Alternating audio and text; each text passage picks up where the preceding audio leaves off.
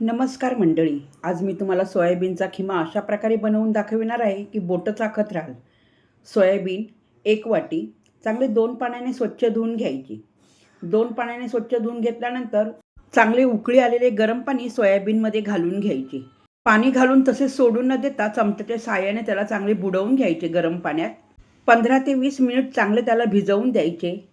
थंड झाल्यावरती त्याच्यातले पाणी अशा प्रकारे पूर्णपणे काढून टाकायची. सोयाबीनमध्ये जरासुद्धा पाणी शिल्लक राहता कामा नये. पाणी जर का शिल्लक राहिले ना तर त्याची पेस्ट तयार होते वाटताना. मिक्सर जारमध्ये घालून कशा प्रकारे वाटून घ्यायची ते तुम्हाला मी दाखवते. अशा प्रकारे ड्राय आणि सरसरीत वाटून घ्यायची, तरच तो खिमा छान लागेल खायला.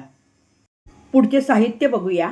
1 वाटी कांद्याची पात, वटाणा 1 वाटी आणि 1 मोठा कांदा बारीक चिरलेला, आलं लसूण पेस्ट आणि 1 टोमॅटो आणि 5-6 हिरव्या मिरच्या अशा मध्ये चिरून घेतलेल्या.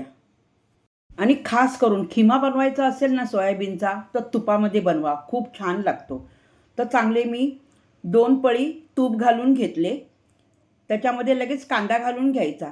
कांदा इतका छान ट्रान्सपरंट आणि अशा प्रकारे ब्राऊन रंगाचा होईपर्यंत छान परतून घ्यायचा आहे. कांदा परतायला थोडा वेळ लागतो, पण छान कांदा असा परतून झाला पाहिजे. आता याच्यामध्ये लगेच आपण टोमॅटो घालून घ्यायचा. टोमॅटो घालून पुन्हा एकदा चांगले परतून घ्यायचे आणि मंद आचेवरतीच परतून घ्यायचे आहे. आता याच्यामध्ये घालून घ्यायचे आले लसूण पेस्ट. आले लसूण पेस्ट घातल्यानंतर ती सुद्धा छान त्याच्यामध्ये मिक्स करून परतून घ्यायची. आता हिरव्या मिरच्या घालून घ्यायच्या आहेत. थोडेसे मीठ घालून घ्यायचे, कारण मीठ घातले ना तर टोमॅटो पटकन गळून जातो, म्हणून मीठ घालून घ्यायचे. आता याच्यावरती 2-3 मिनिट झाकण ठेवून देऊया. 3 मिनिटानंतर झाकण काढल्यावरती टोमॅटो बघा कसा छान गळून गेला आहे. टोमॅटोच्या फोडी दिसता कामा नये. आता एक साहित्य घालून घ्यायचे आहे याच्यामध्ये. आता वटाणा घालून घ्यायचा, कांद्याची पात घालून घ्यायची, त्यामुळे खिमा खूप छान लागतो. कांद्याची पात घातल्यामुळेच आपण जास्त काही कांदा बारीक चिरून नाही घातला, एकच कांदा घातला त्यासाठी. आता 1 टीस्पून हळद, 1 टीस्पून धने पावडर, अर्धा टीस्पून जिरे पावडर आणि 1 चमचा मीठ मसाला. अशा प्रकारचा मसाला आहे हा मसाला खूप छान लागतो खिम्यामध्ये. आणि घरगुती आपला 2 चमचे मसाला घालायचा आहे. घरगुती मसाला जर तुमच्याकडे नसेल ना तर 2 चमचे लाल मिरची पावडर आणि अर्धा चमचा गरम मसाला घालायचा, छान लागेल खिमा.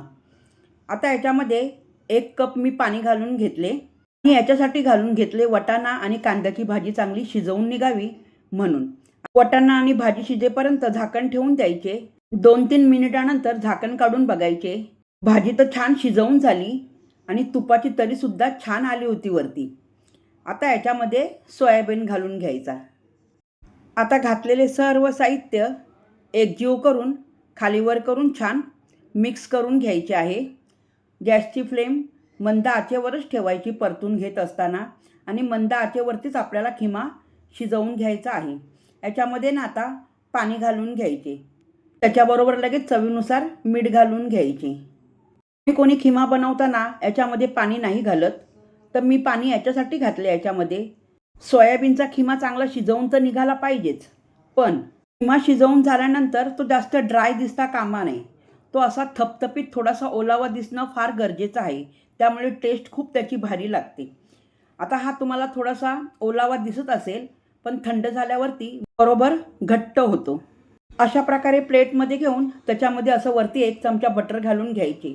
1-2 कच्ची हिरवी मिरची ठेवायची. वरतून छान असा कांदा कापून ठेवायचा आणि पावाबरोबर खायचं. तुम्ही करून बघा, तुम्हाला नक्कीच आवडेल अशा प्रकारचा खिमा. आणि ही रेसिपी कशी वाटली मला कमेंट्स करून नक्की सांगा. आवडल्यावर लाईक करा, शेअर करा आणि सबस्क्राईबसुद्धा करा. पुन्हा भेटूया अशा छान रेसिपी बरोबर.